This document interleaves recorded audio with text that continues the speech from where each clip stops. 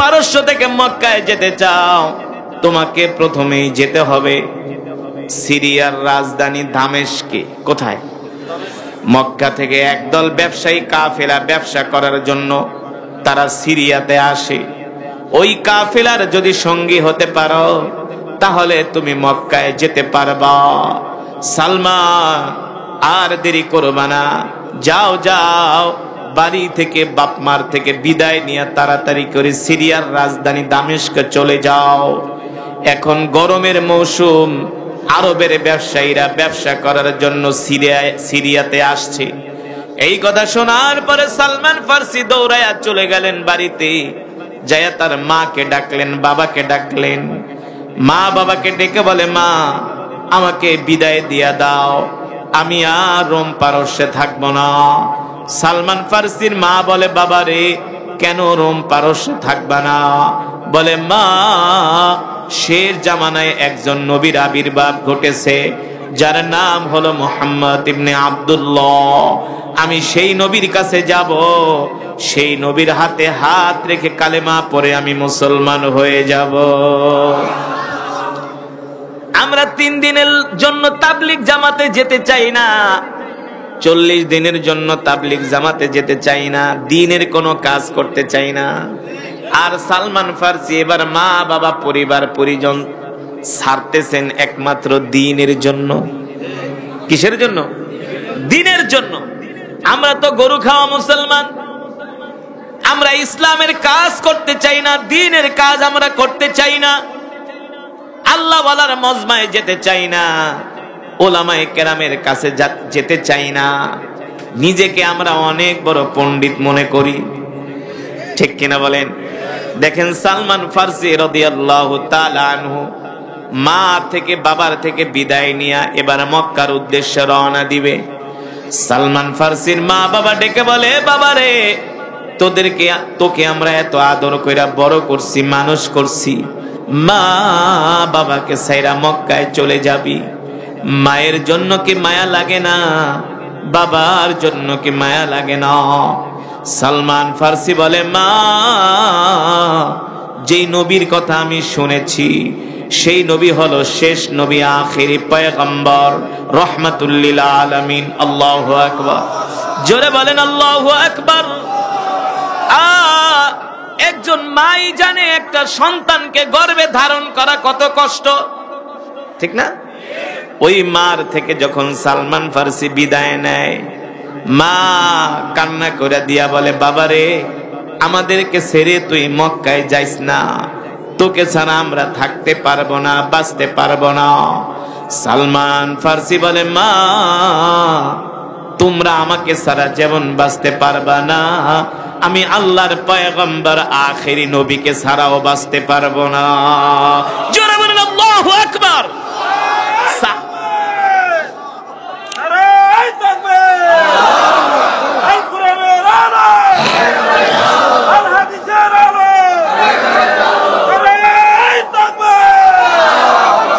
সাহাবায়ে কেরাম আল্লাহর নবীকে কেমন কইরা ভালোবাসতেন দেখেন।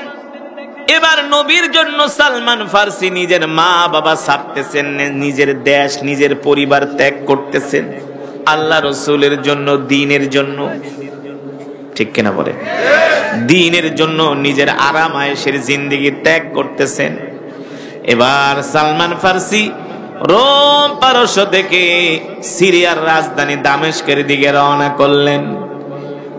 সেই 1450 বছর আগের ঘটনা।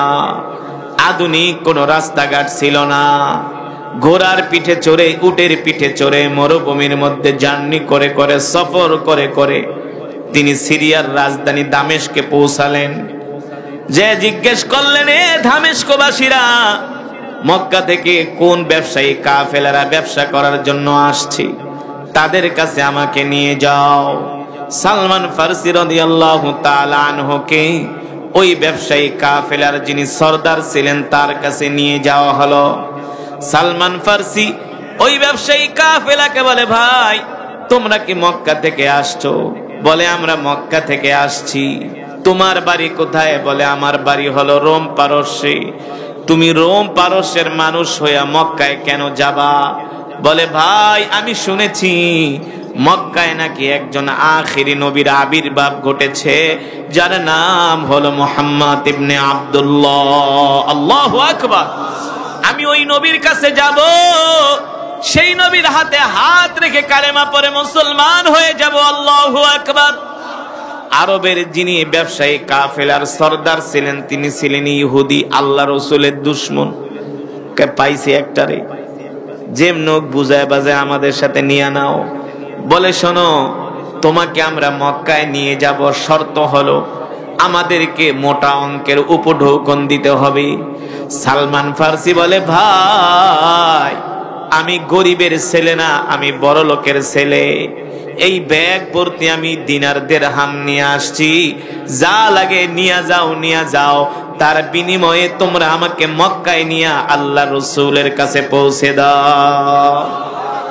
আরবের ব্যবসায়ীরা বলে ব্যবসা করে আর কত লাভ করব, এই লোকটাকে যদি আমরা সাথে করে নিয়ে যাই মক্কায় নিয়ে তাকে আমরা গোলাম হিসাবে বাজারে বিক্রি করে দিব। তারা পরামর্শ করতেছে ওকে আমরা মোহাম্মদের কাছে দিব না, কারণ মোহাম্মদ হলো আমাদের দুশমন, আমাদের শত্রু। দেখতে শুনতে গোলাম অনেক সুন্দর, বড় লোকের ছেলে, সাথেও অর্থবিত্ত আছে। সালমান ফার্সির থেকে সব অর্থগুলো নিয়ে গেলেন। নেওয়ার পরে ওই ব্যবসায়ী কাফেলারা সালমান ফার্সিকে সঙ্গে করে তারা মক্কার উদ্দেশ্যে রওনা দিলেন। সালমান ফার্সিকে ঠিক মতো খাবার দাবার দেয় না, ঠিক মতো তার আহার দেয় না। না খেতে খেতে সালমান ফার্সি শুকায়া কাঠ হয়ে গেছে। এবার সফর করে করে যখন সিরিয়ার রাজধানী দামেস্ক থেকে পৌঁছালেন মক্কায়, সালমান ফার্সি বলে এ ব্যবসায়ী কাফেলার সরদার, আমাকে আল্লাহর পয়গম্বর মুহাম্মদ সাল্লাল্লাহু আলাইহি সাল্লামের কাছে পৌঁছে দাও। ব্যবসায়ী কাফেলার যিনি সরদার ছিলেন তিনি বললেন, সালমান তুমি জানো না তুমি যার কাছে আসছো সে হলো আমাদের শত্রু, আর শত্রুর কাছে তোমাকে আমরা দিতে পারি না, তোমাকে আমরা বাজারে নিয়ে গোলাম হিসাবে বিক্রি করে দিব। সালমান ফার্সি বলে ভাই আমার সাথে এই আচরণ করো না, আমি আমার মা বাবা ছেড়ে পরিবার পরিজন ছেড়ে রোম পারস্য থেকে মক্কায় আসছি একমাত্র আল্লাহর নবীকে পাওয়ার জন্য, আল্লাহর নবীকে পাওয়ার জন্য। আমার সাথে এই বেঈমানি করো না, আমাকে কষ্ট দিও না, আমার মনে অনেক দুঃখ। আমি আমার আয়েশি জিন্দেগি ত্যাগ করেছি ইসলাম পাওয়ার জন্য, তোমাদেরকে তো আমি মোটা অঙ্কের উপঢৌকন দিয়েছি, আমাকে কেন গোলাম হিসাবে বিক্রি করবা, আমাকে আল্লাহ রসুলের কাছে পৌঁছে দাও। এই কথা বলার পরে ব্যবসায়ী কাফেলার যিনি সরদার সালমান ফার্সির গালের ভিতরে একটা চটকানা মারলেন, এক থাপ্পড় মারলেন, বলে কথা বলবি না, কথা বললে জানে মেরে ফেলবো। এই কথা বলে সালমান ফার্সির দুই হাত বাঁধলেন, দুই পা বাঁধলেন। এবার বেঁধে সালমান ফার্সিকে মক্কার বাজারে নিয়ে গেলেন। মক্কার বাজারে নেওয়ার পরে যে সালমান ফার্সিকে দেখে সেই পছন্দ করে, দেখতে গোলাম অনেক সুন্দর, মনে হয় ভালো কোনো পরিবারের ছেলে। এ কত টাকা চাও, তত টাকার বিনিময়ে যত দিরহাম দিনার চাও তার বিনিময়ে আমরা গোলামকে কিনে নিব। মোটা অঙ্কের বিনিময়ে সালমান ফার্সিকে গোলাম হিসাবে বিক্রি করে দিলেন। আরবের ব্যবসায়ী কাফেলার সরদার সালমান ফার্সির সাথে বেঈমানি করলেন। সালমান ফার্সি বলে ভাই আমার সাথে বেঈমানি করো না, আমাকে আল্লাহর নবীর কাছে পৌঁছে দাও। বলে বেটা মোহাম্মদ হলো আমাদের দুশমন, আমাদের বাপ দাদার দুশমন, ওই মোহাম্মদের কাছে তুমি যাইবা, আমরা সেটা কোনোদিন মেনে নিব না। বলেন নাউজুবিল্লাহ। এবার সালমান ফার্সিকে গোলাম হিসাবে বিক্রি করে দিলেন মক্কার বাজারে। সালমান ফার্সিকে যিনি ক্রয় করে নিলেন মোটা অঙ্কের বিনিময়ে, তিনি ছিলেন আরাক ইহুদি। এবার সালমান ফার্সিকে তার বাড়িতে নিয়ে গরু চড়ায়, তার বাড়িতে নিয়ে বকরি চড়ায়, ভেড়া চড়ায়, উট চড়ায়। ও মুসলমান, বিলিনিয়ারের ছেলে, এত বড় বড় লোকের ছেলে, ব্যবসায়ীর ছেলে হলো সালমান ফার্সি। আজকে আল্লাহর দ্বীনের জন্য তিনি ছাগল চড়াইতেছেন, ঠিক কিনা বলে? তিনি বকরি চড়াইতেছেন, ভেড়া চড়াইতেছেন, সাধারণ একজন গোলামির কাজ করতেছেন একমাত্র আল্লাহর দ্বীন পাওয়ার জন্য। এত কষ্ট করে সাহাবায়ে কেরাম আল্লাহর দ্বীন পেয়েছে, ঠিক কিনা বলেন? ঘরের ভিতরে বৈশা বৈশা দিন পাওয়া যায় না। আল্লাহর দিন পেতে হলে রাস্তায় আসতে হয়, ঘাম ঝরাতে হয়, রক্ত দিতে হয়, জীবন দিতে হয় কি হয় না? রাসূলের সাহাবীরা এমন ভাবে কষ্ট করেছেন। সালমান ফারসি বলেন, আমি দিনের বেলায় আমার মনিবের বাগানে কাজ করি, আর রাতের বেলায় আমি মক্কার গলিতে গলিতে ঘুরা ঘুরা আল্লাহর নবীকে খুঁজি, কোন জায়গায় আল্লাহর নবী আছে। সালমান ফারসি বলে, আমি দিনের বেলায় কাজ করি আর রাত্র বেলায় আমি মক্কার গলিতে গলিতে ঘুরি, কারণ কিছু তো চিনে না, বুঝেন নাই? যার কাছে জিজ্ঞেস করে সে মিথ্যা কথা বলে, সালমান ফারসিকে আল্লাহর নবীর কথা বলে না। অথচ সালমান ফারসি রোম পারস্য থেকে মক্কায় আসছে আল্লাহর নবীকে পাওয়ার জন্য। হ্যাঁ, কেউ তার কাছে আল্লাহ রসুলের সন্ধান দেয় না। সালমান ফারসি বলেন, একদিন আমি খেজুর বাগানে খেজুর পাড়তেছি, হঠাৎ করে একজন লোক আইসা বলতেছে, মক্কাবাসীরা আমাদের কপাল পুড়ে গেছে, আমাদের কপাল পুড়ে গেছে। কি হয়েছে, কি হয়েছে? আরে মুহাম্মদ ইবনে আব্দুল্লাহ আমাদের বাপ দাদার ধর্মকে মাটির সাথে মিশায় দিতেছে। কেন? মুহাম্মদ ইবনে আব্দুল্লাহর কাছে মক্কার যুবকেরা হাতে হাত রেখে কালেমা পড়ে মুসলমান হয়ে যাচ্ছে। সালমান ফারসি বলে, আমি খেজুরের বাগানে কাজ করতেছিলাম, এই কথা শোনার পরে আমি খেজুর গাছ থেকে লাফ দিয়া জমিনে পড়ে গেলাম। আমি যুবকের পা জড়ায় ধরে বলি, আইনা মুহাম্মদ ইবনে আব্দুল্লাহ, এ যুবক বলো বলো আল্লাহর নবী কোথায় আছে?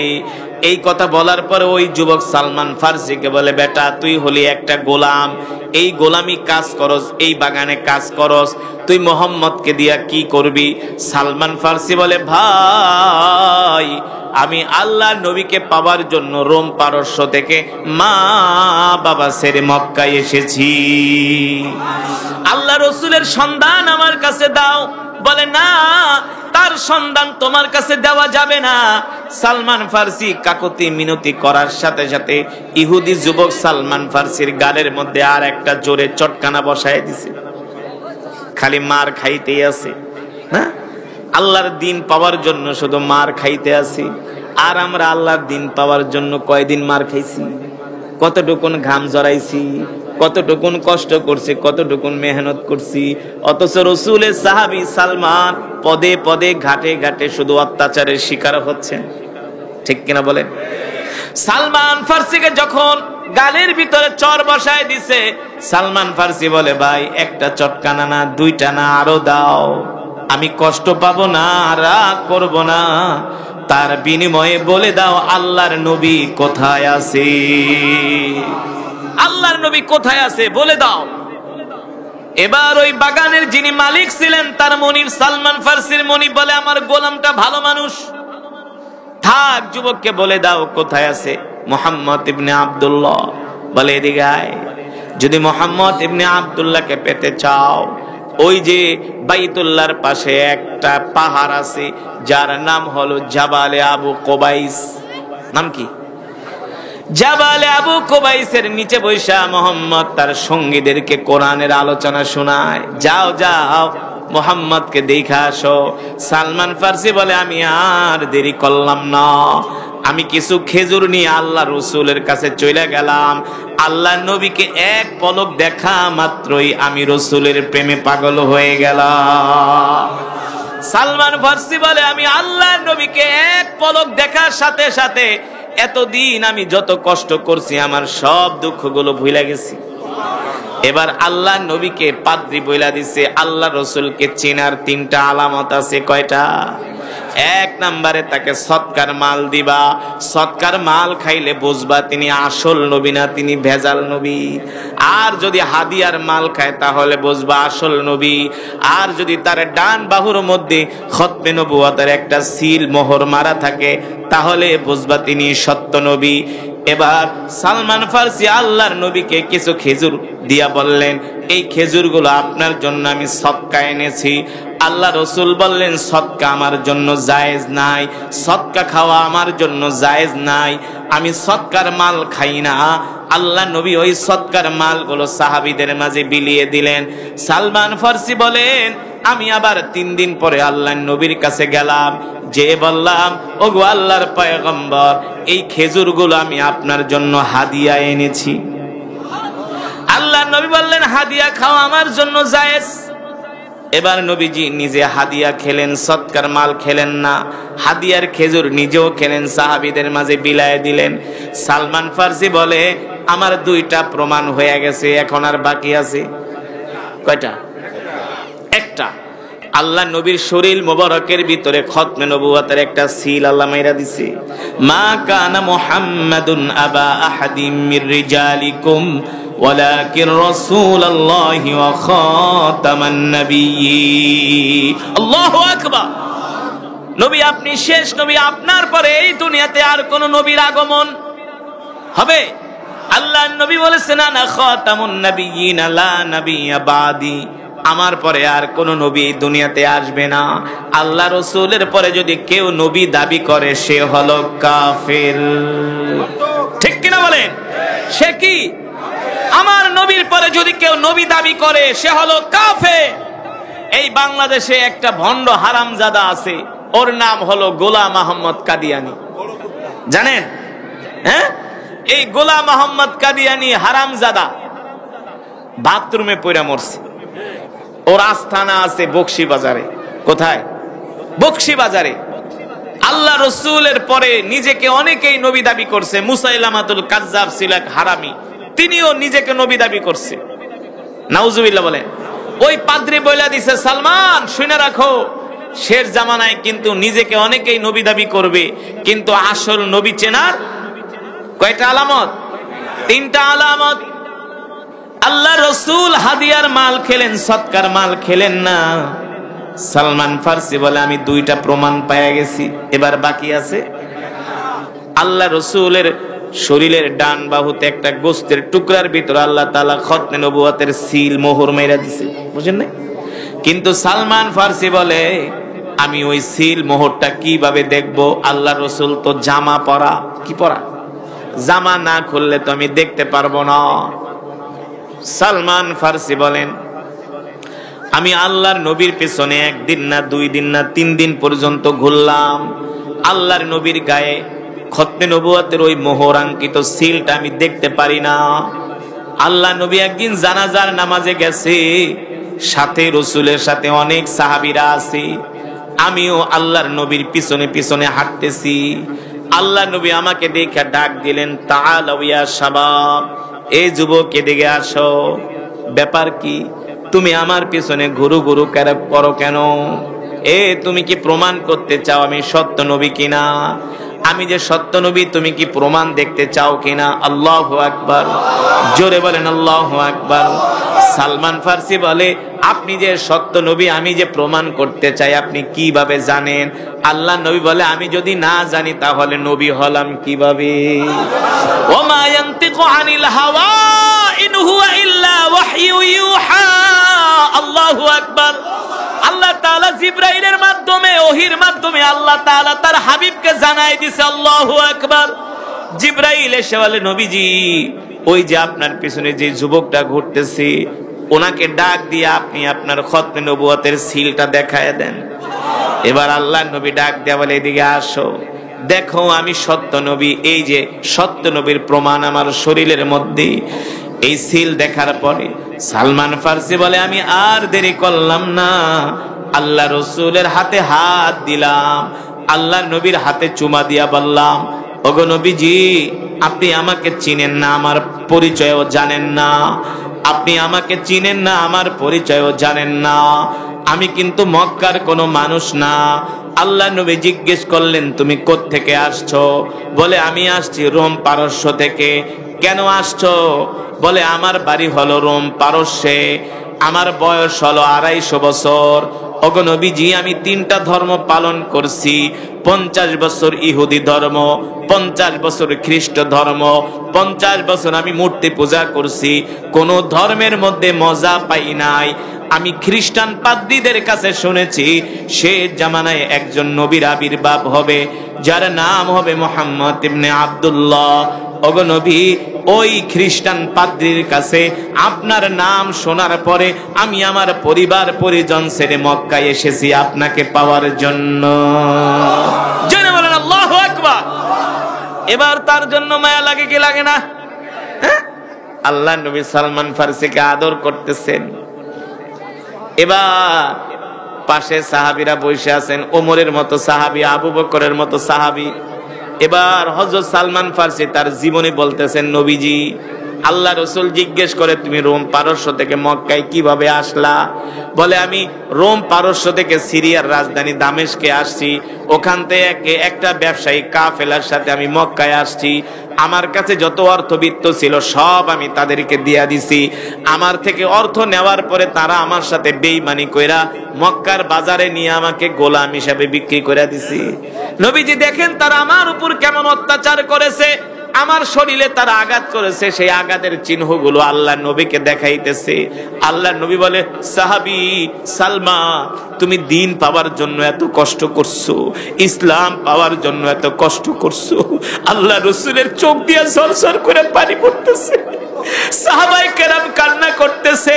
হযরত ওমরের মতো সাহাবী সালমান ফার্সি এই ঘটনা শুনে কান্না করতেছে। আল্লাহু আকবার। তিরমিজির বর্ণনায় আসছে, মাঝে মাঝে হযরত ওমর সালমান ফার্সিকে ডাক দিয়া বলতো, সালমান, তুমি তোমার ইসলাম ধর্ম গ্রহণের ঘটনাটা আমাদেরকে শোনাও, কারণ এই ঘটনাটা এত লোমহর্ষক ছিল, এত কষ্ট ছিল, এত অবর্ণনীয় ঘটনা ছিল যে সালমান তার মা বাবা ছেড়ে, পরিবার পরিজন ছেড়ে, আত্মীয় স্বজন ছেড়ে, নিজের আয়েশি জিন্দেগি, আরামের জিন্দেগি বাদ দিয়া ইসলামের জন্য তিনি ত্যাগ স্বীকার করেছেন। ঠিক কিনা বলেন? ঠিক কিনা বলেন? এবার সালমান ফার্সি বলে, গো আল্লাহর নবী, আমি তো মক্কায় আসছি আপনাকে পাওয়ার জন্য, যেহেতু আপনাকে পায়া গেছি, এখন আপনাকে ছাড়া তো আমার আর ভালো লাগে না, আপনি আমাকে ইহুদির কাছ থেকে মুক্ত করে আপনার কাছে নিয়ে আসেন। আল্লাহর নবী কয়, ঠিক আছে যাও, ইহুদিকে যায় বলো কিসের বিনিময়ে তোমাকে আমার কাছে মুক্ত করবে, আমি তাই দিয়া তোমাকে আজাদ করে নিয়ে আসবো, মুক্ত করে নিয়ে আসবো। আল্লাহু আকবার। দেখেন আল্লাহ রাসূল সাহাবীদেরকে কত ভালোবাসেন, সুবহানাল্লাহ বলেন। এবার সালমান ফার্সি ইহুদিরে যায় বলে, ইহুদি, কিসের বিনিময়ে তুমি আমাকে মুক্ত করবা বলো। কিন্তু ইহুদি মনে মনে ভাবে, সালমান ফার্সির মতো এত ভালো গোলাম আমি কোনোদিন, কারণ কোন মিথ্যা কথা বলে না, আমানতের খেয়ানত করে না, দেখতে শুনতে সুন্দর, আমানতদার, ভদ্র। ভদ্র তো হবে, সে তো আল্লাহ রাসূলের সাহাবী, সে তো সাধারণ কোনো মানুষ না। ঠিক কিনা বলেন? সাধারণ কোনো মানুষ না, এমন মানুষ কোত্থেকে পাবে? ইহুদি বলে, এত দিরহাম হইলে আমি তোমাকে মুক্ত করব। সালমান ফার্সি আল্লাহ রাসূলের থেকে আইনা দেয় দিরহাম, ইহুদি মুক্ত করে না। মানে সালমান ফার্সিকে সে ছাড়তে রাজি না, চায় না, কারণ এমন গোলাম সে পাবে না, এত বিশ্বস্ত। এবার এক এক দিন এক এক তাল বাহানা করে সালমান ফার্সিকে মুক্ত দেওয়ার, কিন্তু মুক্তি করে না, মুক্ত করে না। শেষ পর্যন্ত ইহুদি বলে, সালমান, তোমাকে আমি মুক্ত করতে পারি, একটা শর্ত আছে। তোমার নবী মুহাম্মদকে যায় বলবা, আমাকে যদি 600 খেজুরের বিচি দিয়া গাছ লাগায়া যদি 600 খেজুরের চারা উঠায় দিতে পারে, তার বিনিময়ে আমি তোমাকে মুক্ত করব। তবে শর্ত হলো খেজুরের বিচি লাগাতে হবে, আর ওই বিচি থেকে সাথে সাথে গাছ উঠতে হবে। আপনারাই বলেন, একটা খেজুরের বিচি লাগালে কি সাথে সাথে গাছ ওঠে? এটা কি দুনিয়ার কোন মানুষের পক্ষে সম্ভব? সম্ভব? সম্ভব কার পক্ষে? কার পক্ষে?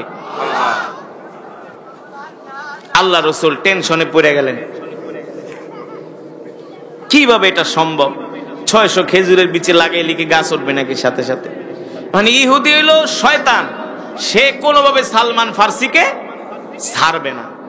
আল্লাহ তাআলা জিবরাইলকে পাঠিয়েছে, জিবরাইল যাও, আমার হাবিবকে ইহুদি বিভ্রান্ত করার জন্য, লজ্জা দেওয়ার জন্য যেই চক্রান্ত করতেছে, আমি ইহুদির চক্রান্ত নস্যাৎ করে দিব। আমার রাসূলকে বলো খেজুরের বিচি লাগাইতে, আমি আল্লাহ আমার কুদরত দিয়া গাছ উঠায় দিব। এটা রাসূলের বরকত। ওমা আরসালনাকা ইল্লা রাহমাতাল লিল আলামিন। আল্লাহু আকবার বলেন। এবার সালমান ফার্সিকে আল্লাহর নবী ডাক দিলেন, সালমান যাও যাও ইহুদিকে যে বলো 600 খেজুরের বিচি রেডি রাখতে। 600 খেজুরের বিচি দিয়ে আমি মাটির ভিতরে পুঁতা গাছ উঠায়, যদি গাছ ওঠে তাহলে তোমাকে মুক্ত করবে কিনা তুমি জিজ্ঞেস করো ইহুদির কাছ থেকে। সালমান ফার্সি যায় বলে, ইহুদি আল্লাহর নবী আমাকে তোমার কাছে পাঠাইছি, যদি 600 খেজুরের বিচি মাটির মধ্যে পোতার পরে গাড়ার পরে যদি গাছ ওঠে তুমি আমাকে মুক্ত করবে কিনা।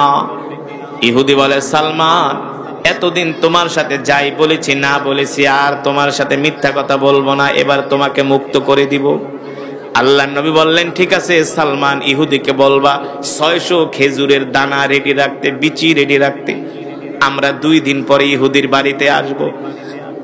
ঠিক আল্লাহর নবী সাহাবীদের একটা জামাত নিয়া সালমান ফার্সি সহ 2 দিন পরে ইহুদির বাড়িতে গেলেন। আল্লাহর নবী যা বলেন, সালমান ইহুদির কাছ থেকে খেজুরের বিচিগুলো নিয়ে আসো। এবার ইহুদির কাছ থেকে যখন খেজুরের বিচিগুলো চায়, ইহুদি কি করছে, ওই খেজুরের বিচিগুলো আগুন দিয়া জ্বালায় দিছে। কি করছে?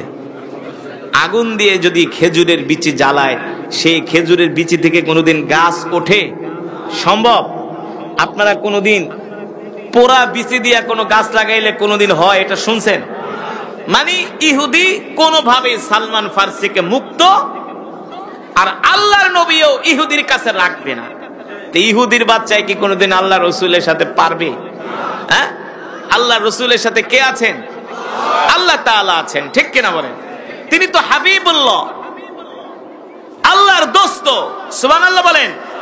ইমামুল আম্বিয়া, সমস্ত নবীদের ইমাম, সাইয়্যিদুল মুরসালিন, খাতামুন নবীন। এবার ইহুদি যখন খেজুরের বিচিগুলো আগুন দিয়ে পুড়িয়ে ফেলেছে, সালমান ফার্সি এই কথা শোনার পরে কান্না করতেছে, কয় না আমার কপালে আর কোনোদিন আল্লাহর নবীর কাছে যাওয়া হবে না, কারণ পোড়া খেজুরের বিচিতে গাছও হবে না আর আমি কোনোদিন মুক্ত। সালমান ফার্সি ছোট বাচ্চার মতো কান্না করতেছে। আল্লাহ নবী ডাক দিছে, লিমা তাবকি ইয়া সালমান, এ সালমান কান্না করো কেন?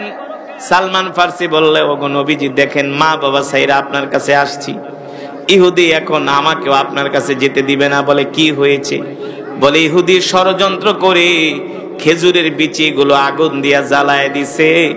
আল্লাহর নবী মুস্কি হাসি দিয়া বলে, সালমান চিন্তা করবা না, টেনশন করবা না, যেই আল্লাহ ভালো খেজুরের বিচি দিয়া গাছ উঠাইতে পারে, ওই আল্লাহ পোড়া খেজুরের গাছ বিচি থেকেও গাছ উঠাতে পারে।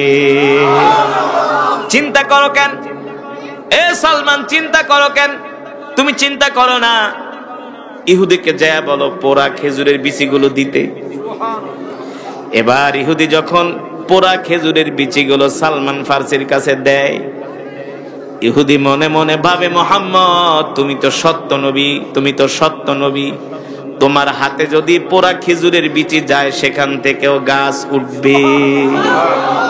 ইহুদি বলে, তোমার হাতে যদি পোড়া খেজুরের বিচি যায় সেটা থেকেও গাছ উঠবে আমি বিশ্বাস করি, কারণ তুমি নবী, তুমি তোমাকে নবী বলে স্বীকার করি না, কিন্তু তুমি যে আল্লাহর নবী এর মধ্যে কোনো। এবার ইহুদি থরথর করে কাঁপতেছে, সালমান ফার্সির কাছে পোড়া খেজুরের বিচিগুলো দিয়ে দিছে। এবার সালমান ফার্সি ওই খেজুরের বিচি নিয়ে আল্লাহর নবীর কাছে আসছে। আল্লাহ রসুল বলে, সাহাবীরা তোমরা গর্ত করতে থাকো। কি করতে থাকো? তোমরা গর্ত করতে থাকো। এবার সাহাবীরা গর্ত করতেছেন, গর্ত করতেছেন। আল্লাহর নবী বলে, সাহাবীরা আমি খেজুরের বিচিগুলো লাগাবো, কিন্তু তোমরা পিছন দিকে তাকাবা না, তাকানো নিষেধ, শুধু সামনের দিকে যাবা। গর্ত করে করে সামনের দিকে আগাবা, পিছনের দিকে কেউ তাকাবা না। আর সালমান তুমি একটা একটা করে খেজুরের বিচি আমার হাতে দিবা। এবার সালমান ফার্সি একটা একটা করে খেজুরের বিচি আল্লাহ রসুলের হাতে দেয়। আল্লাহর নবী তার থুতু মোবারক দিয়া খেজুরের বিচি পরিষ্কার করে করে গর্তের ভিতরে ঢুকায় দেয়। জোরে বলেন সুবহানাল্লাহ। আল্লাহু আকবার, জোরে বলেন আল্লাহু আকবার। এবার আল্লাহ নবী খেজুরের বিচিগুলো গর্তের মধ্যে ঢুকায় দিতেছেন। একদিক দিয়ে খেজুরের বিচি লাগায় লাগায় সামনের দিকে যায়, এক প্রান্ত থেকে অপর প্রান্ত যাওয়ার সাথে সাথে ওই খেজুরের বিচি থেকে গাছ ওঠা শুরু করেছে। জোরে বলেন আল্লাহু আকবার। নারে তাকবীর। ইসলামের শত্রুরা, ইসলামের শত্রুরা, নারে তাকবীর। ওই পোড়া খেজুরের বিচি থেকে এবার গাছ ওঠা শুরু হয়ে গেছে। আল্লাহর নবী বলে, ইহুদি দেখ গাছ উঠছে কিনা। ইহুদি বলে, মুহাম্মদ আমি তো জানি তুমি সত্য নবী, আমি জানি তুমি সত্য নবী। তুমি ভালো খেজুরের বিচি লাগাইলো গাছ উঠতো, আর পোড়া খেজুরের বিচি লাগালেও গাছ উঠবে, এটা আমি ভালো করেই জানি। কারণ তুমি দুনিয়ার কোন সাধারণ মানুষ নও, তুমি হলে আল্লাহর পয়গম্বর। আল্লাহু আকবার। সেই খেজুর থেকেই, খেজুরের গাছ থেকেই খেজুর হয়, যেই খেজুরের নাম হলো আজওয়া খেজুর। আজওয়া খেজুর দেখছেন কেমন পোড়া পোড়া, ছাই ছাই, মাটি মাটি না? কারণ ওই যে খেজুরের বিচি তো পুড়ে ফেলেছে। আল্লাহ তাআলা বলে, হাবিব ইহুদির কাছে আমি আপনাকে লজ্জিত হতে দিব না, কারণ আপনি হলেন রহমাতুল লিল আলামিন, আপনি হলেন আমার নবী, আমার পয়গম্বর। ইহুদি খেজুরের বিচি আগুন দিয়ে পড়ে ফেলেছে, তাতে কি হয়েছে? আমি রব তো আপনার সাথে আছি, আমি আল্লাহ আপনার সাথে আছি। আল্লাহু আকবার। ও মুসলমান, সেই রসূলের উম্মত আমরা, সেই নবীর উম্মত আমরা। আজকে আমরা সেই নবীর উম্মত হইয়া সেই রসূলের সুন্নত আমরা মানি না। রসূলের সুন্নত আমাদের ঘরে নাই। মা বোনেরা আপনারা শুনতেছেন যে রসূলের ঘটনা এতক্ষণ পর্যন্ত বললাম, ওই আল্লাহ রসূল বলেছেন, মান আহাব্বা সুন্নতি ফাকাদ আহাব্বানি ওয়া মান আহাব্বানি কানা মাই ফিল জান্নাহ। আমার যে উম্মত আমার সুন্নত গুলো পালন করবে, আমার সুন্নত গুলো জিন্দা করবে, আমার সুন্নত অনুযায়ী চলবে, আমি নবী তাকে সাথে করে আল্লাহর জান্নাতে নিয়ে যাব। মুসলমান, আল্লাহ রাব্বুল আলামিন আল্লাহ রাসূলের উপরে কোরআন নাযিল করেছেন, আর আল্লাহ তাআলা বলেছেন, ওয়া নুনাজ্জিলু মিনাল কুরআনি মা হুয়া শিফাউ ওয়া রাহমাতুল লিল মুমিনিন ওয়া লা ইয়াজিদুয যালিমিনা ইল্লা খাসারা। ওগো নবী, আমি আল্লাহ আপনার উপর যে কোরআন নাজিল করেছি, এই কোরআন আমি মুমিনের শেফার জন্য, মুক্তির জন্য নাজিল করেছি। জোরে বলেন সুবহানাল্লাহ। আল্লাহ তাআলা বলেন, নবী আমি আল্লাহ আপনার উপর যে কোরআন নাজিল করেছি, এই কোরআন আমি মুমিনের শেফার জন্য, মুক্তির জন্য নাজিল করেছি। ঠিক কিনা বলেন? এই কোরআন আল্লাহ তাআলা আমাদেরকে দিয়েছেন পথ প্রদর্শক হিসাবে। এই কোরআন অনুযায়ী আমরা আমাদের জীবনকে গড়ব, এই কোরআন অনুযায়ী আমরা আমাদের জীবনকে সাজাবো। ঠিক কিনা বলেন? কিন্তু আজকে মুসলমান আল্লাহর কোরআন থেকে দূরে সরে গিয়েছে, ইসলাম থেকে দূরে সরে গিয়েছে। আজকে মুসলমানের ঘরে কোরআনের তেলাওয়াত নাই। আজকে মুসলমান সেই কোরআন তেলাওয়াত করে না। ঠিক কিনা বলেন? আপনারাই বলেন, এখন কয়টা মুসলমানের ঘরে সকালবেলা কোরআন তেলাওয়াত হয়? 100-র মধ্যে 98টা মুসলমানের ঘরেও সকালবেলা কোরআনের তেলাওয়াত হয় না। ঠিক কিনা বলেন? আজকে মুসলমানের সকাল শুরু হয় হিন্দি গান দিয়া, বাংলা দিয়া, রবীন্দ্রসঙ্গীত দিয়া। ঠিক কিনা বলেন? অথচ আল্লাহ তাআলা বলছেন, নবী আমি আল্লাহ আপনার উপর যে কোরআন নাজিল করেছি, এই কোরআন আমি মুমিনের শেফার জন্য, মুমিনের মুক্তির জন্য নাজিল করেছি। আল্লাহু আকবার। ও মুসলমান, এই কোরআনের জন্য আল্লাহর নবী তায়েফের ময়দানে রক্ত দিয়েছেন। এই কোরআনের জন্য আল্লাহর নবী উহুদের ময়দানে রক্ত দিয়েছেন। ঠিক কিনা বলেন? এই কোরআনের জন্য আল্লাহ রাসূলের অগণিত সাহাবারা জীবন দিয়েছেন। এই কোরআনের জন্য আজকে আমরা মুসলমানরা সেই কোরআন পড়ি না, সেই কোরআনের মজমায় আসি না, কোরআন অনুযায়ী আমরা আমাদের জীবনকে চালাই না। অথচ এই আল্লাহর কোরআনের জন্য আল্লাহ রাসূলের সাহাবীরা নিজের মাতৃভূমি পর্যন্ত ত্যাগ করেছেন। জানেন না? নিজের মাতৃভূমি ত্যাগ করেছেন, পরিবার ছেড়েছেন, মা বাবা ছেড়েছেন, নিজের বিলাসী জিন্দিগি, আলিশান জিন্দিগি, আরাম আয়েশের জিন্দিগি ত্যাগ করেছেন একমাত্র আল্লাহ তাআলার জন্য। সুবহানাল্লাহ বলেন। এই কোরআন মুসলমানদের কাছে এত দামি কোরআন, এই কোরআন সাহাবীদের কাছে এত দামি কোরআন, এই কোরআনের জন্য রাসূলের সাহাবীরা সর্বস্ব ত্যাগ করেছেন, কিন্তু আল্লাহর কোরআন থেকে এক চুল পরিমাণ দূরে সরে যায় না। ঠিক কিনা বলেন? রাসূলের একজন সাহাবী ছিলেন, তার নাম হলো সালমান ফারসি। নাম শুনছেন? হ্যাঁ, নাম কি? সালমান ফারসি রাদিয়াল্লাহু তাআলা আনহু। যারা মদিনা শরীফে গেছেন দেখবেন রাসূলের রওজার উপরে একটা আয়াত লেখা, ইয়া আইয়ুহাল্লাযীনা আমানু লা তারফাউ আসওয়াতাকুম ফাওকা সাওতিন নবী। রাসূলের রওজার আতহারের উপরে আয়াতে কারিমা লেখা আছে। এই আয়াত যখন নাজিল হয়ে যায়, রাসূলের সাহাবী সালমান ফারসি রাদিয়াল্লাহু তাআলা আনহু কান্না করা শুরু করে। সাহাবীরা প্রশ্ন করলেন, সাহাবীরা প্রশ্ন করলেন, সালমান তুমি কান্না করো কেন? সালমান ফারসি শুধু কান্নাই করে নাই, এই আয়াত নাজিল হওয়ার পরে তিনি মরুভূমির মধ্যে চলে গেছেন, একটা গাছের নিচে বৈশা বৈশা ছোট মাসুম বাচ্চার মতো কান্না করতেছেন। তাকে মদিনায় পাওয়া যায় না। আল্লাহ নবী জিজ্ঞেস করলেন, আমার সাহাবী সালমান কোথায়? তাকে পাওয়া যাচ্ছে না। সাহাবীরা খুঁজতে খুঁজতে যেয়ে দেখলেন সালমান ফারসি মরুভূমির একটা গাছের নিচে বৈশা বৈশা কান্না করতেছে। সালমান ফারসিকে ডাকা হলো। সাহাবীরা জিজ্ঞেস করলেন, ভাই সালমান তুমি কান্না করো কেন? সালমান ফারসি বলেন, আজকে আল্লাহ তাআলা কোরআনুল কারীমের যে আয়াত নাজিল করেছেন, ইয়া আইয়ুহাল্লাযীনা আমানু লা তারফাউ আসওয়াতাকুম ফাওকা সাওতিন নবী ولا تجهروا له بالقول كجهر بعضكم لبعض أن تحبط أعمالكم وأنتم لا تشعرون। এই আয়াতে কারিমার মধ্যে আল্লাহ তাআলা বলতেছেন, মুমিন সাবধান, ঈমানদারেরা সাবধান, তোমরা তোমাদের নবীর সামনে জোরে কথা বলবা না, উচ্চ আওয়াজে কথা বলবা না, যাতে তোমাদের নবীর আওয়াজের চাইতে যাতে তোমাদের আওয়াজ বড় না হয়। যদি নবীর আওয়াজের চাইতে তোমাদের আওয়াজ বড় হয় তাহলে আমি আল্লাহ বরদাস্ত করব না। ঠিক কিনা বলে?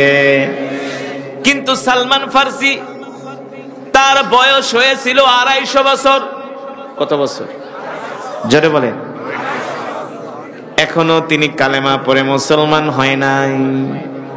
বয়স হয়েছিল 250 বছর সালমান ফারসি। এটা ইসলাম গ্রহণ করার পরের ঘটনা। কিন্তু সালমান ফারসির বয়স হয়েছিল 250 বছর। সালমান ফারসি যখন কথা বলতেন তার গলার আওয়াজ একটু বড় ছিল। দেখবেন কিছু মানুষ আছে আস্তে কথা বললেও জোরে শোনা যায়, আছে না?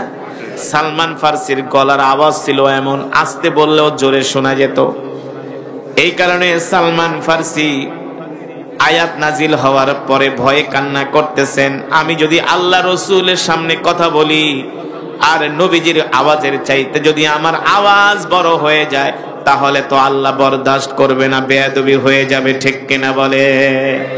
দেখেন সাহাবীরা আল্লাহর কোরআনের আয়াতকে কিভাবে ভয় পেত, কিভাবে তারা আল্লাহর কোরআনকে মানত, কিভাবে আল্লাহর কোরআনকে ভালোবাসতো।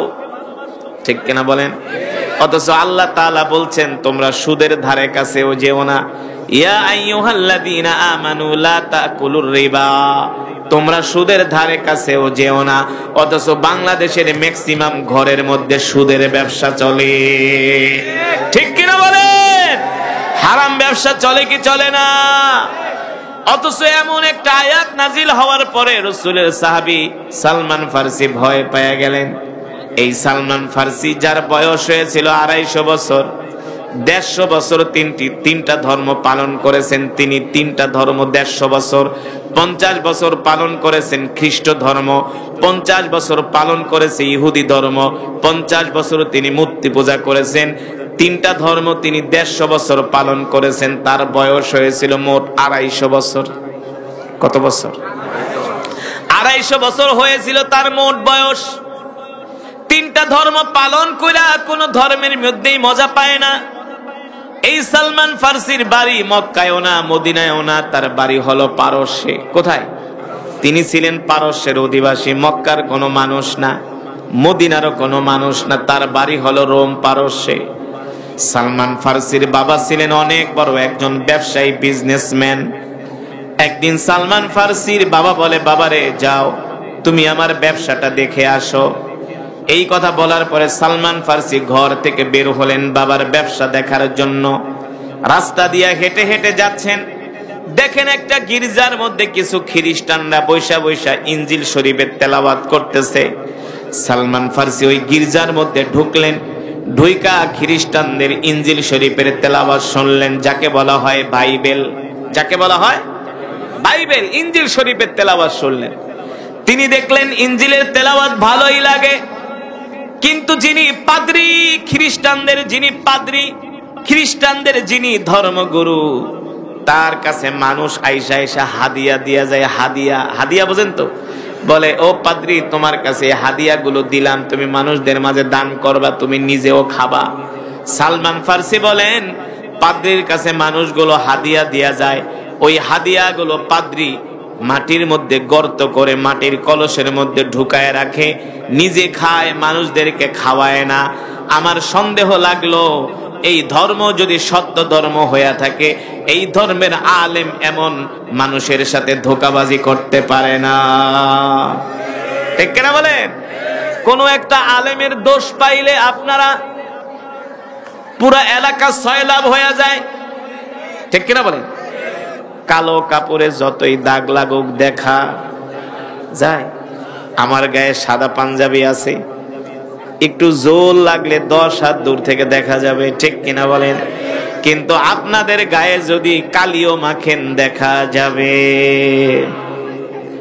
সালমান ফার্সি বলেন, এই খ্রিস্ট ধর্ম যদি সত্য ধর্ম হতো, তাহলে এই আলিম কখনো এই 2 নাম্বারই করতে পারে না, মানুষের মাল আত্মসাৎ করতে পারে না। সালমান ফার্সি ওই পাদ্রীকে বলেন, পাদ্রী মানুষ আপনার কাছে হাদিয়া দিয়া যায় মানুষদেরকে দেওয়ার জন্য, আর আপনি নিজে আত্মসাৎ করেন, মানুষদেরকে দেন না, তার মানে আপনিও সঠিক না, আপনার ধর্ম সঠিক না। ঠিক কিনা বলেন? ধর্ম সঠিক, আপনিও সঠিক না, আপনার ধর্ম সঠিক না। সত্যি করে বলেন, এর চাইতে আরো সুন্দর কোন ধর্ম আছে কিনা? এ পাদ্রী, আপনি আমাকে চেনেন না, আমার পরিচয় জেনে নেন। আমি 50 বছর মূর্তি পূজা করছি, 50 বছর ইহুদি ধর্ম পালন করছি, 50 বছর খ্রিস্ট ধর্ম পালন করেছি, কোন ধর্ম আমার কাছে মজা লাগে না। আপনি সত্যি করে বলেন, এর চাইতে আরো সুন্দর কোন ধর্ম আছে কিনা? এবার পাদ্রী এদিক সেদিক তাকায়া দেখে কোনো মানুষ নাই। সালমান ফার্সির হাত ধরে বলে, সালমান, এই দুনিয়ার জমিনে একটা মাত্র শান্তির ধর্ম আছে, তার নাম হলো ইসলাম। আর জোরে বলেন সুবহানাল্লাহ। ইন্নাদ দীনা ইনদাল্লাহিল ইসলাম, আল্লাহু আকবার। ইন্নাদ দীনা ইনদাল্লাহিল ইসলাম, আল্লাহ তাআলার কাছে মনোনীত ধর্ম হলো ইসলাম। আল-ইয়াওমা আকমালতু লাকুম দীনাকুম ওয়া আতমামতু আলাইকুম নি'মাতি ওয়া রাদিতু লাকুমুল ইসলাম দীনা। একমাত্র কমপ্লিট জীবন ব্যবস্থার নাম হলো ইসলাম। ঠিক কিনা বলেন? ঠিক কিনা বলেন? ইসলাম ছাড়া পৃথিবীতে অন্য কোন ধর্মের মধ্যে শান্তি নাই। আছে? কেউ বলতে পারবে না আমরা কোন মুসলমান দেশ অন্য দেশে আক্রমণ করছি, অন্য কোন ধর্মাবলম্বীর গায়ে হাত দিয়েছি। ঠিক কিনা বলেন? পারবে? পারবে না।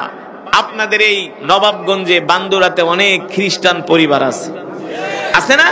তারা কোনোদিন বলতে পারবে না তাদের বাড়িতে মুসলমান একটা ঢিল ছুঁড়েছে। ঠিক কিনা বলেন? কোন হিন্দু বলতে পারবে না কোন মুসলমান কোন হিন্দুর গায়ে হাত দিছে। সেই ধর্মের অনুসারী আমরা মুসলমান, খুশি নাকি বেজার? এই যে সালমান ফার্সি, তার বয়স 250 বছর, সে তো 3টা ধর্ম পালন করছে 150 বছর, কিন্তু মজা পায় না। কি পায় না? পাদ্রীকে ডাক দিলেন, পাদ্রী সত্যি করে বলো, এর চাইতে আরো সুন্দর ধর্ম আছে কিনা? পাদ্রী বলে, সালমান, এর চাইতে একটা সুন্দর ধর্ম আছে, পৃথিবীর সবচেয়ে সুন্দর ধর্ম। যার নাম হলো ইসলাম। তবে তুমি যদি ইসলাম ধর্ম পাইতে চাও, ওই ইসলাম ধর্মের একজন আখিরি নবী, তার নাম হলো মুহাম্মদ ইবনে আব্দুল্লাহ। সুবহানাল্লাহ বলবেন না? যার নাম হলো মুহাম্মদ ইবনে আব্দুল্লাহ। যদি তাকে পেতে চাও সালমান, তুমি রোম পারস্যে পাবা না। তাকে পেতে হলে তোমাকে যেতে হবে খেজুর বৃক্ষের দেশে। কোথায়? তোমাকে যেতে হবে খেজুর বৃক্ষের দেশে, তোমাকে যেতে হবে মরুভূমির দেশে, তোমাকে যেতে হবে পাথরের দেশে। মরুভূমির দেশ, খেজুরের দেশ, পাথরের দেশ কোন দেশ? মক্কাতুল মুকাররমা, ঠিক কিনা বলে? তোমাকে যেতে হবে মক্কায়। ও মুসলমান, দেখেন সালমান ফার্সি এবার ওই পাদ্রীকে বলে, সত্যি করে বলে আমি কিভাবে যাব মক্কায়? বলে, সালমান, আমি তোমাকে যে এই কথা বলতেছি, রোম পারস্যের কোন মানুষের কাছে এই কথা বলবে না, বললে খ্রিস্টানরা আমাকে হত্যা করবে। তবে আমি তোমাকে গোপন কথা বলে দিলাম, যদি পারো তুমি রোম পারস্য থেকে মক্কায় চলে যাও। ওই মক্কায় একজন আখিরি নবীর আবির্ভাব ঘটেছে, যার নাম হলো মুহাম্মদ ইবনে আব্দুল্লাহ। মুসলমান, যদি ওই মুহাম্মদ ইবনে আব্দুল্লাহকে পেয়ে যাও, তিনি হলেন শেষ নবী, আখিরি নবী। তারপরে আর কোন নবীর আগমন ঘটবে না। সালমান, যদি তাকে পেয়ে যাও, তার হাতে হাত রেখে কালেমা পড়ে মুসলমান হয়ে যাবে। তবে শোনো শোনো সালমান, ও সালমান, ওই আখিরি নবীকে চেনার 3টা আলামত আছে। কয়টা আলামত? জোরে বলেন, কয়টা আলামত? 1 নম্বরে আলামত হলো আখিরি নবী, শেষ নবী, তুমি তাকে 3টা বিষয় দিয়া পরীক্ষা করবা। 1 নম্বরে তুমি তাকে পাওয়ার পরে কিছু সৎকার মাল দিবা। যদি সৎকার মাল খায়, তাহলে বুঝবা সে সত্য নবী না, কারণ পয়গম্বররা কখনো সৎকার মাল খেতে পারে না। 2 নম্বরে তাকে হাদিয়া দিবা। যদি হাদিয়ার মাল গ্রহণ করে, তাহলে বুঝবা সত্য নবী। আর 3 নম্বরে তার ডান বাহুর মধ্যে একটা গোস্তের টুকরা থাকবে, সেই টুকরার মধ্যে আল্লাহ তাআলা একটা শেষ নবীর সিল মেরে দিবে। আল্লাহু আকবার। এই সিল দেখে, মোহরাঙ্কিত সিল দেখে বুঝে নিবা তিনি শেষ পয়গম্বর। তারপরে আর কোন নবীর আগমন ঘটবে না। তবে সালমান, যদি আল্লাহ রসুলের সুন্নত গুলো কি? আফসুস সালাম, আমরা এক মুসলমান আর এক মুসলমানকে সালাম দিব, ঠিক কিনা বলেন? আজকে আমাদের সমাজ থেকে সালামের প্রচলন উঠে গেছে। আমরা এখন আর মুসলমানকে সালাম দেই না, ঠিক কিনা বলেন? সালাম দিলেও আমরা সালামের উত্তর নেই। সালাম দেয় আসসালামু আলাইকুম, কথা নাই, নিচের দিকে তাই না। না, রাসূলের সুন্নাহ হলো আপনাকে যখন সালাম দিবে আসসালামু আলাইকুম ওয়া রাহমাতুল্লাহ, আপনি একটা মুস্কি হাসি দিয়া বলবেন ওয়া আলাইকুমুস সালাম ওয়া রাহমাতুল্লাহি ওয়া বারাকাতুহু, ঠিক কিনা বলেন? আল্লাহর রাসূল বলছেন, উম্মত তোমরা বেশি বেশি করে সালাম দাও। যখন আমরা ঘরে ঢুকবো, ঘরে ঢোকার সাথে দরজায় যাই আগে মাকে সালাম দিব না? মাকে সালাম দিব আসসালামু আলাইকুম, বাবাকে আগে সালাম দেব আসসালামু আলাইকুম, চাচাকে আগে সালাম দেব আসসালামু আলাইকুম। বর্তমানে বাংলাদেশের মুসলমানরা এক মুসলমান আর এক মুসলমানকে সালাম দিতে চায় না। তবে বাংলাদেশে একটা সালামের মৌসুম আছে, সিজন আছে। কি আছে? সিজন। ওই মৌসুম, ওই সিজন আইলে ঠিকই সালাম দেয়। ওই সময়ের কাটা আর আকাটা বোঝে না, ঠিক কিনা বলেন? ওই মৌসুম কবে? নির্বাচন। নির্বাচন কোন সময়? আমি সিলেটে এক মাহফিলে যাচ্ছি, হবিগঞ্জে একটা হোটেলে ভাত খেতে ঢুকবো, দেখি কিছু যুবক খাবার খাচ্ছি, খাওয়ার ভিতরে আইসা সালামু আলাইকুম, সালাম আলাইকুম। সালামের কত স্টাইল, কেউ কেউ আসসালামু আলাইকুম, কেউ আসসালামু আলাইকুম। সালামটাও ভালো করে দিতে জানে না, বুঝেন নাই? সালামটাও পারে না সহি করে দিতে, এমন গরু খাওয়া মুসলমান। তা আমি খাওয়া দাওয়া শেষ কইরা জিজ্ঞেস করলাম, ব্যাপার কি এত জোরে জোরে সালাম দাও? সালাম তো ভালোই শিখছো। কয় হুজুর দোয়া করেন, আমগো এলাকায় কয়দিন পরে চেয়ারম্যানই নির্বাচন, আমরা এই চেয়ারম্যানের পক্ষ থেকে আসছি প্রচারণা করতে। তো চেয়ারম্যান সাহেব আমাকে শিখাই দিছে, যারে পাবি তারই সালাম দিবি, কাডার আকাডানা নাই, বুঝেন নাই? কাডার আকাডা নাই, যারে পাবি পাইকারি দরে সালাম দিবি। তাই সালাম দেওয়ার একটা মৌসুম আছে, নির্বাচন না, নির্বাচনের সময় শুধু সালাম না, মুসলমান প্রত্যেকটা সময় এক মুসলমান আর এক মুসলমানকে পাইলেই সালাম দিবে, ঠিক কিনা বলেন? সন্তান বাবাকে সালাম দিবে, সন্তান মাকে সালাম দিবে। মা বোনেরা শুনতেছেন, ঘরের বউ শাশুড়িকে সালাম দিবে, ঘরের বউ শ্বশুরকে সালাম দিবে, ঠিক কিনা বলেন? স্ত্রী স্বামীকে সালাম দিবে, স্বামী স্ত্রীকে সালাম দিবে। আর এখন সালাম তো দূরের কথা, ফোন দিয়া খালি ধমকায়। ঘরের দরজা যায়, আল্লাহ রসুলের সুন্নত হলো ঘরের দরজা যে আগে সালাম দাও, আসসালামু আলাইকুম, সালাম দাও। কি এর সালাম? ঘরের দরজা যে খোলস না, খোলস না, কি করস? এটা আল্লাহ রসুলের সুন্নত নয়, ঠিক কিনা বলেন? মৃদু ভাষায় সালাম দিতে হবে, আসসালামু আলাইকুম, একটু দরজাটা খোলো, একটু দরজাটা খোলেন, ঠিক কিনা বলেন? এটা হলো রসুলের সুন্নাহ। আমরা আজ থেকে রসুলের এই সুন্নত গুলো মানবো তো ইনশাআল্লাহ, মানবো তো ইনশাআল্লাহ। দ্বিতীয় নম্বরে আতুইমুত তাআম, আল্লাহ নবী বলছেন তোমরা ক্ষুধার্তদেরকে খাবার দাও, গরিব মানুষদেরকে খাওয়াও, এতিমদেরকে খাওয়াও। লিনুল কালাম, এক মুসলমান আর এক মুসলমানের সাথে নরম ভাষায় কথা বলো। কি ভাষায়? নরম ভাষায় কথা বলো, কোমল ভাষায় কথা বলো। এই কারণে আজ থেকে আমরা আল্লাহ রসুলের এই সুন্নত গুলো জিন্দা করব। এক নম্বরে আমরা এক মুসলমান আর এক মুসলমানকে সালাম দিব, এতিমদেরকে খাওয়াবো, গরিবদেরকে খাওয়াবো, দরিদ্রদেরকে খাওয়াবো। লিনুল কালাম, আমরা এক মুসলমান আর এক মুসলমানের সাথে নরম ভাষায় কথা বলবো। আমরা ঝগড়া করব না, আমরা মারামারি করব না, কাটাকাটি করব না, হানাহানি করব না।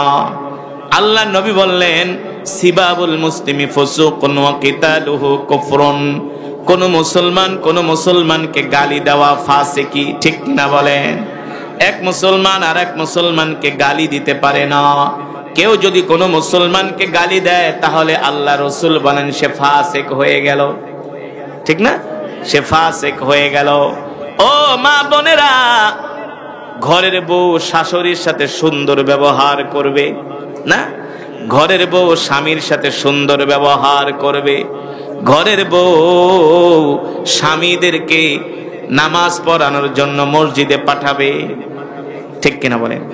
আল্লাহ রসুলের সুন্নত গুলো মানার জন্য উদ্বুদ্ধ করবে। কিন্তু দুঃখের বিষয় হলো এই সমাজের ভিতরে এমন কিছু বোন আছে, এমন কিছু মা বোনেরা আছে যারা স্বামীদেরকে নামাজ পড়তে বলে না, নিজেও নামাজ পড়ে না, ঠিক কিনা বলেন? নামাজ যদি না পড়েন, আল্লাহ রসুলের সুন্নত যদি না মানেন, এই ওয়াজ মাহফিল 100 বছর শুনলেও কোনো লাভ হবে না, কোনো লাভ নাই, কোনো ফায়দা নাই। ওয়াজ শোনার পরে সেই বয়ান আমল করতে হবে, ঠিক কিনা বলেন? রাজি আছেন? আজকের মাহফিলের পরে আমরা আল্লাহ রসুলের সুন্নত গুলো জিন্দা করব। 5 ওয়াক্ত নামাজ আমরা জামাতের সাথে আদায় করব ইনশাআল্লাহ। কে কে রাজি আছেন? হাত উঠে আল্লাহকে দেখান। লিল্লাহে তাকবীর, লিল্লাহে তাকবীর। হাত সোজা করেন, সোজা করেন, সোজা করেন, আরো সোজা করেন। বলেন আল্লাহ, আরো জোরে বলুন আল্লাহ। ওয়াদা করলাম আর কোনদিন নামাজ ছেড়ে দিব না, নামাজ ছেড়ে দিব না, রসুলের সুন্নত গুলো ছেড়ে দিব না। আল্লাহ আমাদের কবুল করে নেন, আল্লাহ আমাদের কবুল করে নেন। হাত নামান। দেখেন রসুলের সাহাবী সালমান ফার্সি দিন পাওয়ার জন্য কত কষ্ট করছে, ইসলাম পাওয়ার জন্য কত কষ্ট করছে।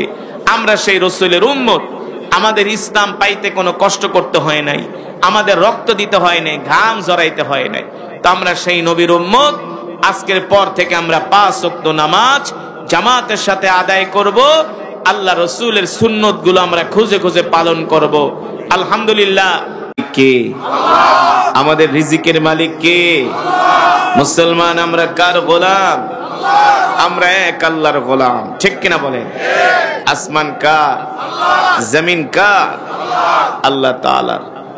এই আসমান, এই জমিন, এই চন্দ্র, এই সূর্য, এই গ্রহ নক্ষত্র সব কিছু সৃষ্টি করেছেন আমরা এমন এক রবের গোলামি করি, এমন এক রবের ইবাদত করি যেই রবের ক্ষমতা, যেই রবের ক্ষমতা, যেই রবের পাওয়ার কোনোদিন শেষ হবে না।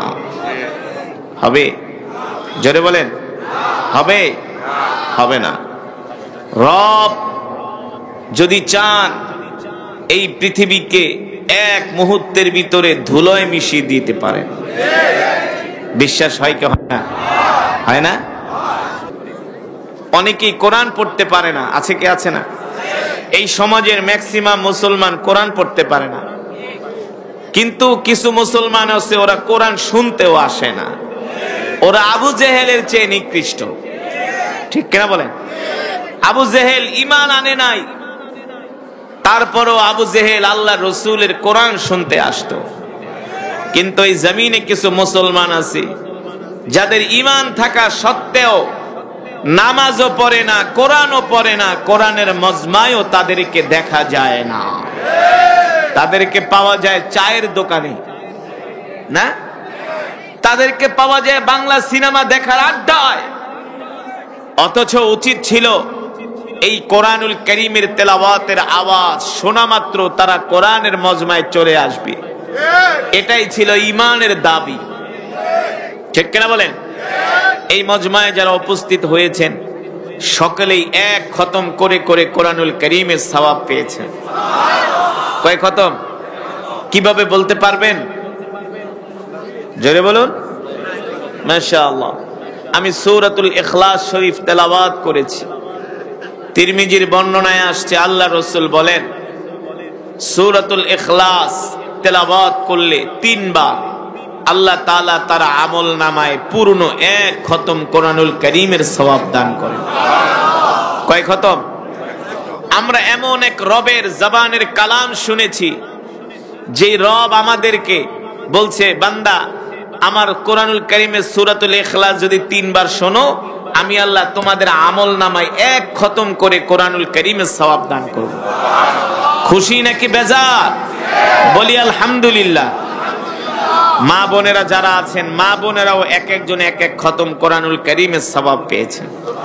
তাহলে আজকের মজমায় কয়েক হাজার খতমে কোরআনের সওয়াব হবে, ঠিক কিনা বলেন? এই মজমায় দোয়া করলে আল্লাহ তাআলা সেই দোয়া ফিরায় দিতে পারে? আমার দিল বলে পারে না। রব রহমান, রব রহিম, ঠিক কিনা বলেন? মুসলমান আমরা তো এমন প্রভুর ইবাদত করি, ঠিক কিনা বলেন?